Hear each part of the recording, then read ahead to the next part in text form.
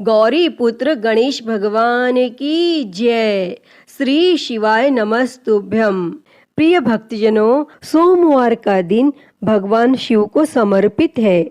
इस दिन लोग भगवान शिव के लिए व्रत रखकर पूरे दिन भूखे रहकर भगवान शिव को प्रसन्न करने की कोशिश करते हैं। जो व्यक्ति सोमवार के दिन पूजा करते हैं उन्हें मनोवांछित फल अवश्य मिलता है। सोमवार व्रत के दिन भगवान शिव के पूजन के पश्चात सोमवार व्रत की कथा पढ़नी अथवा सुननी चाहिए, क्योंकि इसके बिना यह व्रत अधूरा माना जाता है। तो आइए हम सुनते हैं सोमवार व्रत की कथा। तो आप सभी भक्तजन इस कथा को पूरी श्रद्धा, ध्यान पूर्वक और प्रसन्न चित्त मन से सुनिए। तो आप सभी प्रेम से बोलिए, श्री उमापति शंकर भगवान की जय, सर्वदेवी देवता की जय। एक बार की बात है, माता पार्वती शिवजी को पति रूप में प्राप्त करने के लिए घोर तप कर रही थी और उनके तप को देखकर देवताओं ने शिवजी से देवी की मनोकामना को पूर्ण करने की प्रार्थना की। तब शिवजी ने माता पार्वती जी की परीक्षा लेने सप्त ऋषियों को भेजा और सप्त ऋषियों ने शिवजी के सैकड़ों अवगुण गिनाए, परंतु पार्वती जी को महादेव के अलावा किसी और से विवाह मंजूर नहीं था। भक्तजनों, विवाह से पहले सभी वर अपनी भावी पत्नी को लेकर आश्वस्त होना चाहते हैं। इसीलिए भगवान शिवजी ने स्वयं भी पार्वती जी की परीक्षा लेने की ठानी और भगवान शंकर प्रकट हुए और पार्वती जी को वरदान देकर अंतर ध्यान हुए। इतने में पार्वती माता जहाँ तप कर रही थी, वहीं पास में तालाब में मगरमच्छ ने एक लड़के को पकड़ लिया और लड़का जान बचाने के लिए चिल्लाने लगा। माता पार्वती जी से उस बच्चे की चीख सुनी नहीं गई और द्रवित हृदय होकर वह तालाब पर पहुंची तो देखती है कि वह मगरमच्छ लड़के को तालाब के अंदर खींचकर ले जा रहा है। तब लड़के ने देवी को देखकर कहा, मेरी ना तो माँ है, ना बाप, ना कोई मित्र, माता आप मेरी रक्षा करें। तब पार्वती जी ने कहा, हे मगरमच्छ, इस लड़के को छोड़ दो। तब मगरमच्छ बोला, दिन के छठे पहर में जो मुझे मिलता है उसे अपना आहार समझकर स्वीकार करना मेरा नियम है और ब्रह्मदेव ने दिन के छठे पहर इस लड़के को भेजा है, मैं इसे क्यों छोड़ूं? तब पार्वती जी ने विनती की, तुम इसे छोड़ दो, बदले में तुम्हें जो चाहिए वह मुझसे कहो। तब मगरमच्छ बोला, एक ही शर्त पर मैं इसे छोड़ सकता हूँ। आपने तप करके महादेव जी से जो वरदान लिया है, यदि उस तप का फल मुझे दे दो तो मैं इसे छोड़ दूंगा। तब पार्वती जी तुरंत तैयार हो गई और उन्होंने कहा, मैं अपने तप का फल तुम्हें देने के लिए तैयार हूँ, लेकिन तुम इस बालक को छोड़ दो। और मगरमच्छ ने समझाया, सोच लो देवी, जोश में आकर संकल्प मत करो। हजारों वर्षों तक जैसा तप किया है वैसा देवताओं के लिए भी संभव नहीं है। उसका सारा फल इस बालक के प्राणों के बदले चला जाएगा। तब माता पार्वती जी ने कहा, मेरा निश्चय पक्का है, मैं तुम्हें अपने तप का फल देती हूँ, तुम इसको जीवन दे दो। और तब मगरमच्छ ने पार्वती जी से तप दान करने का संकल्प करवाया और तप का दान होते ही मगरमच्छ का देह तेज से चमकने लगा और मगरमच्छ बोला, हे पार्वती, देखो तप के प्रभाव से मैं तेजस्वी बन गया हूँ। तुमने जीवन भर की पूंजी एक बच्चे के लिए व्यर्थ कर दी। चाहो तो अपनी भूल सुधारने का एक मौका और दे सकता हूँ। तब पार्वती जी ने कहा, हे ग्राह, तब तो मैं पुनः कर सकती हूँ, किंतु यदि तुम इस लड़के को निगल जाते तो इसका जीवन वापस नहीं मिल सकता था। और देखते ही देखते वह लड़का अदृश्य हो गया और मगरमच्छ भी लुप्त हो गया। तब पार्वती जी ने विचार किया, मैंने तब तो दान कर दिया है और अब पुनः तप आरंभ करूंगी। और पार्वती जी ने फिर से तप करने का संकल्प लिया। तब भगवान सदाशिव फिर से प्रकट होकर बोले, पार्वती भला अब क्यों तप कर रही हो? तब पार्वती जी ने कहा, प्रभु मैंने अपने तप का फल दान कर दिया है। आपको पति रूप में पाने के संकल्प के लिए मैं फिर से वैसा ही घोर तप कर आपको प्रसन्न करूंगी। और तब महादेव जी बोले, मगरमच्छ और लड़के दोनों रूपों में मैं ही था और तुम्हारा चित्त प्राणी मात्र में अपने सुख दुख का अनुभव करता है या नहीं, इसकी परीक्षा लेने को मैंने यह लीला रची थी। अनेक रूपों में दिखने वाला मैं एक ही हूँ।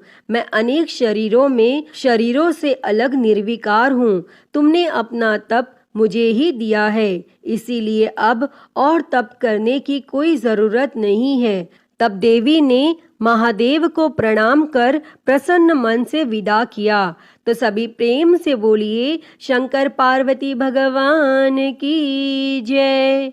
हर हर महादेव। प्रिय भक्तजनों, आइए अब सुनते हैं सभी मनोकामनाओं को पूरी करने वाली अगली कथा। एक समय की बात है, एक गांव में भगवान शिव जी का परम भक्त एक ब्राह्मण रहता था। वह ब्राह्मण जब तक रोज सुबह ब्रह्म मुहूर्त में उठकर नित्य कर्मों से निवृत्त होने के पश्चात भगवान शंकर का पूजन नहीं कर लेते थे, तब तक उन्हें चैन नहीं पड़ता था। और जो कुछ भी दान दक्षिणा में आ जाता, उसी से वह ब्राह्मण अपना गुजारा करते थे। और दयालु इतने थे कि जब भी कोई जरूरतमंद मिल जाता तो अपनी क्षमता के अनुसार उसकी सेवा जरूर करते थे। और इस कारण शिवजी के परम भक्त ब्राह्मण देवता गरीबी का जीवन व्यतीत कर रहे थे। और ब्राह्मण की इस दानी प्रवृत्ति से उनकी पत्नी उनसे चिढ़ती तो थी, किंतु उनकी भक्ति परायणता को देख उनसे अत्यधिक प्रेम करती थी। इसीलिए वह कभी भी उनका अपमान नहीं करती थी। और साथ ही अपनी जरूरत का धन वह आस पड़ोस में मजदूरी करके जुटा लेती थी। एक समय ऐसा आया जब मंदिर में दान दक्षिणा कम आने लगी, जिससे उन पंडित जी को आर्थिक तंगी का सामना करना पड़ा। और घर की मूल आवश्यकताओं की पूर्ति नहीं होने के कारण ब्राह्मणी दुखी रहने लगी। और इसी तरह दिन बीतने लगे। एक दिन महाशिवरात्रि का दिन आया और उस दिन भी पंडित जी हमेशा की तरह ब्रह्म मुहूर्त में उठकर नित्य कर्मों से निवृत्त होने के लिए नदी की ओर चल दिए। संयोग से उस समय उस राह से पार्वती जी और शिवजी गुजर रहे थे। तब अचानक से पार्वती जी की नजर उस ब्राह्मण पर पड़ी। और आज पंडित जी महाशिवरात्रि को लेकर इतने उत्साहित नहीं थे जितने कि अक्सर हुआ करते थे। और तब पार्वती जी को बात समझते देर नहीं लगी और उन्होंने भगवान शिव जी से कहा, हे भगवान, यह ब्राह्मण देवता प्रतिदिन आपकी उपासना करते हैं, फिर भी आपको इसकी चिंता नहीं है। और पार्वती जी की बात सुनकर शिवजी बोले, देवी, अपने भक्तों की चिंता मैं नहीं करूँगा तो कौन करेगा? तब पार्वती जी बोली, तो हे महादेव, आपने अब तक इसकी सहायता क्यों नहीं की? तब शिवजी बोले, देवी, आप निश्चिंत रहिए। अब तक उसने जितने बिल्व पत्र शिवलिंग पर चढ़ाए हैं, वही बिल्व पत्र आज रात्रि में उसे धनपति बना देगा। और यह बातचीत करके पार्वती जी और शिवजी तो चल दिए, किंतु संयोग तो देखिए, उसी समय उस राह में एक व्यापारी गुजर रहा था और उसने छुपकर शिवजी और पार्वती जी का वार्तालाप सुन लिया। तब व्यापारी ने अपना दिमाग चलाया, अगर बिल्व पत्र से ब्राह्मण धनपति हो सकता है तो फिर मैं क्यों नहीं हो सकता। और यही सोच वह ब्राह्मण के घर पहुंच गया और ब्राह्मण से बोला, पंडित जी, आपने अब तक जितने भी बिल्व पत्र शिव पूजन में चढ़ाए हैं वह सब मुझे दे दीजिए और बदले में मैं आपको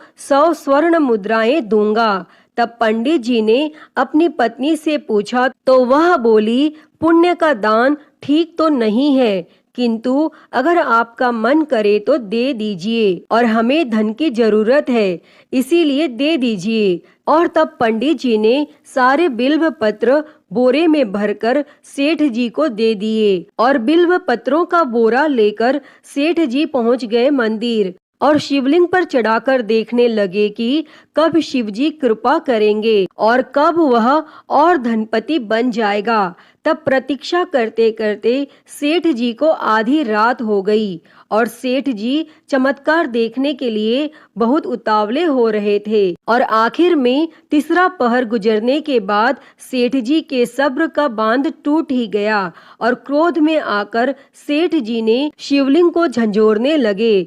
फिर अचानक ही चमत्कार हुआ, और सेठ जी के हाथ शिवलिंग से ही चिपके रह गए। तब उन्होंने बहुत प्रयास किया, किंतु हाथ हिले तक नहीं। थक हार कर सेठ जी शिव जी से क्षमा याचना करने लगे, तो शिव जी बोले, हे लोभी सेठ, जिस ब्राह्मण से तूने यह बिल्व पत्र खरीदे हैं उसे 1000 स्वर्ण मुद्राएं दे, तब जाकर तेरे हाथ छूटेंगे। और प्रातः काल जब पंडित जी पूजन के लिए आए तो उन्होंने देखा कि सेठ जी के हाथ शिवलिंग से चिपके हुए हैं और सेठ जी रो रहे हैं। तब उन्होंने पूछा तो सेठ बोला, पंडित जी, शीघ्रता से मेरे बेटे को 1000 स्वर्ण मुद्राएं लेकर मंदिर आने को कहिए। तब पंडित जी ने सेठ के बेटे को बुलाया, और सेठ ने वह स्वर्ण मुद्राएं ब्राह्मण को दिलवा दी। तब जाकर सेठ के हाथ शिवलिंग से छूटे, और यह देखकर पार्वती जी शिवजी से पूछती हैं, हे नाथ, आपने अब तक अपने भक्त को कोई धन नहीं दिया। तब शिवजी बोले, देवी, मेरे पास कहाँ धन है जो मैं दूंगा, किंतु मेरा भक्त अब गरीब नहीं है, यह तुम स्वयं देख लो। और 1000 स्वर्ण मुद्राएं मिलने के बाद ब्राह्मण और ब्राह्मणी सुखी से अपना जीवन यापन करने लगे। अतः हे भगवान शिव जी, हे माता पार्वती, जैसी कृपा आपने उस ब्राह्मण पर की, ऐसी ही कृपा इस कथा को कहते, सुनते और हुंकारा भरते सभी पर करना। तो सभी प्रेम से बोलिए, शंकर पार्वती भगवान की जय।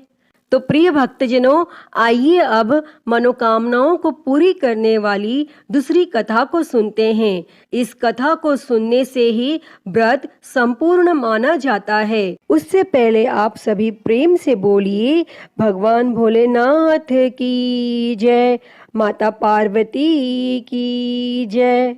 किसी नगर में एक साहूकार रहता था। उसके घर में धन की कोई कमी नहीं थी, लेकिन उसकी कोई संतान नहीं थी, जिस वजह से वह बेहद दुखी था। पुत्र प्राप्ति के लिए वह भगवान शिव के प्रत्येक सोमवार का व्रत रखता था और पूरी श्रद्धा के साथ शिवालय में जाकर भगवान शिव और माता पार्वती जी की पूजा करता था।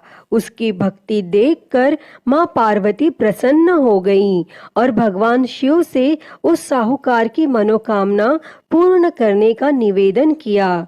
पार्वती जी की इच्छा सुनकर भगवान शिव जी ने कहा कि हे पार्वती, इस संसार में हर प्राणी को उसके कर्मों के अनुसार फल मिलता है और उसके भाग्य में जो हो उसे भोगना ही पड़ता है। लेकिन माता पार्वती जी ने साहूकार की भक्ति का मान रखने के लिए उसकी मनोकामना पूर्ण करने की इच्छा जताई। तब माता पार्वती के आग्रह पर भगवान शिव जी ने साहूकार को पुत्र प्राप्ति का वरदान तो दे दिया, लेकिन साथ ही यह भी कहा कि उसके बालक की आयु केवल 12 वर्ष होगी। तब माता पार्वती और भगवान शिवजी की इस बातचीत को साहूकार सुन रहा था। उसे ना तो इस बात की खुशी थी और ना ही गम।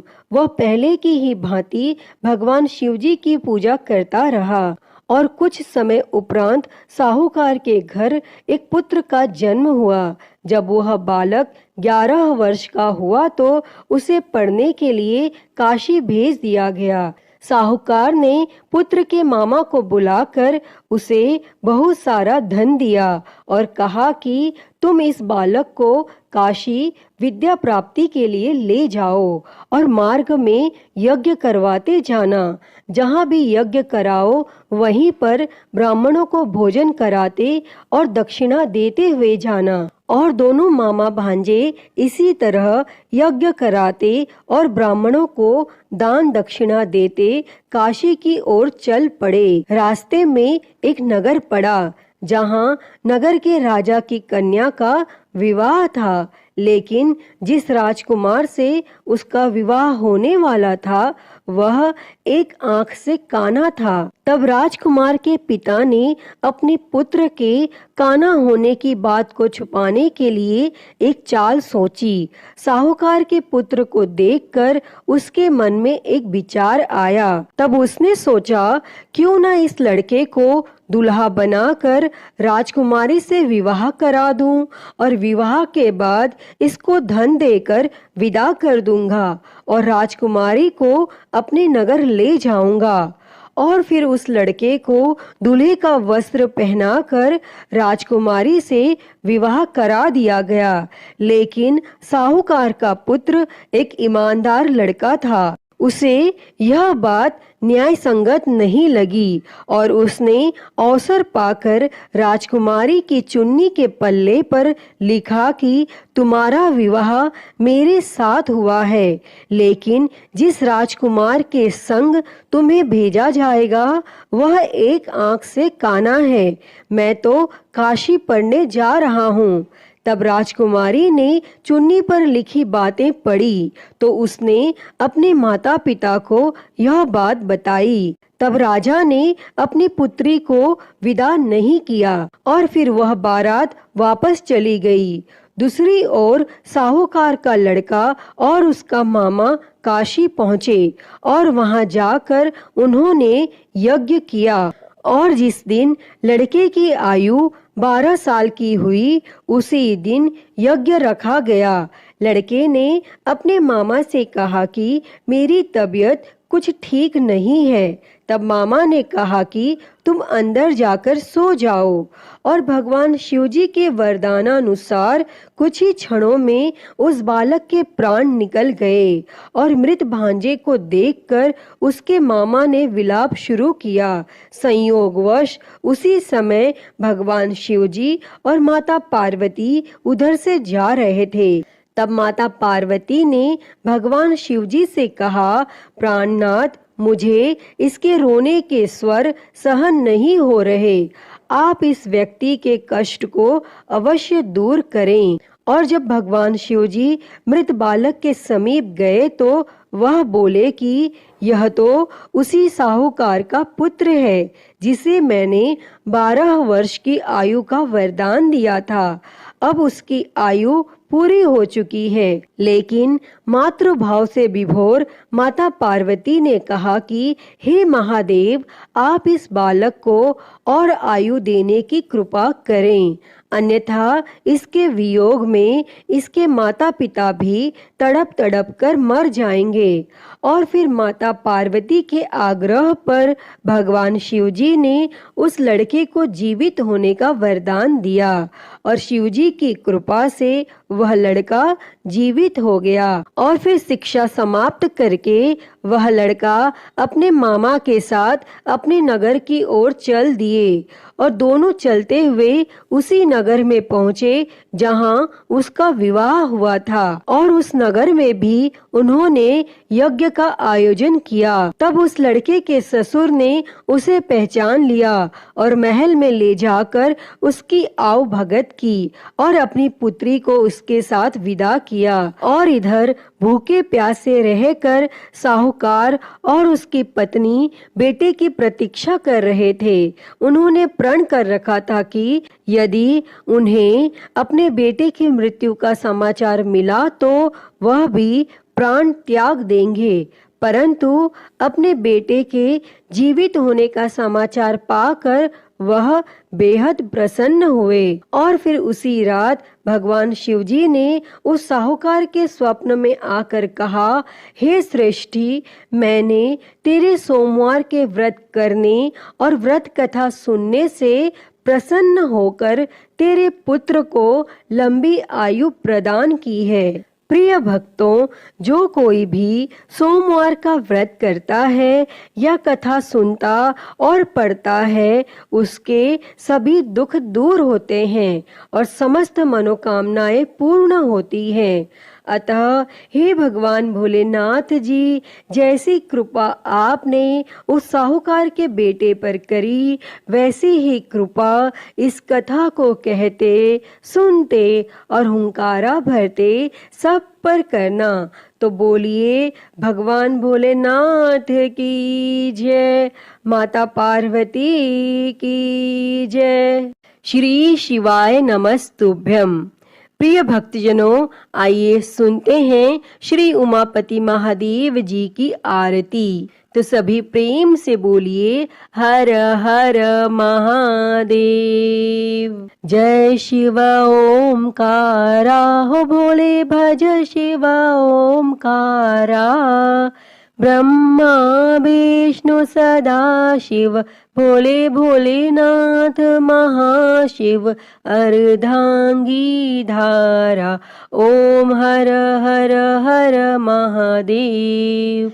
एकानन चतुरानन पंचानन राजे, हो भोले पंचानन राजे।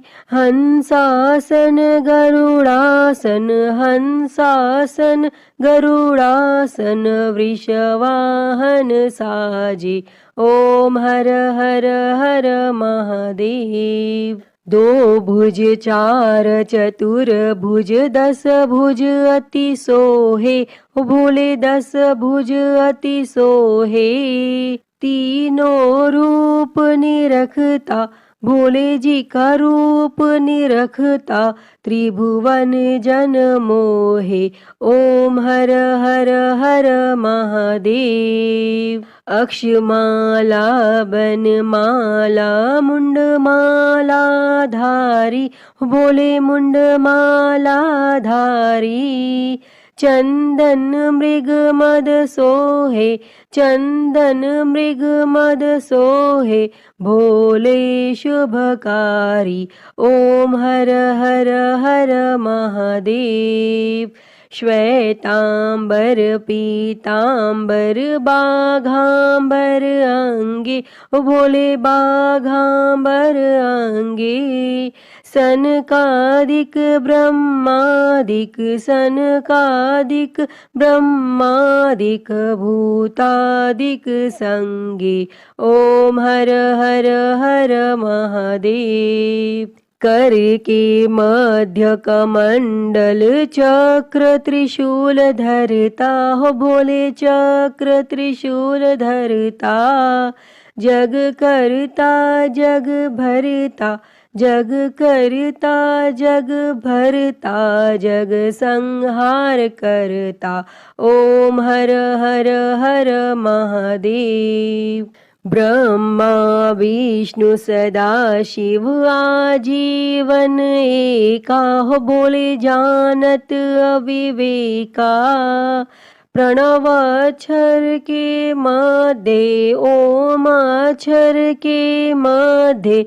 ये तीनों एका, ओम हर हर हर महादेव। काशी में विश्वनाथ विराजे नंदी ब्रह्मचारी, हो बोले नंदी ब्रह्मचारी।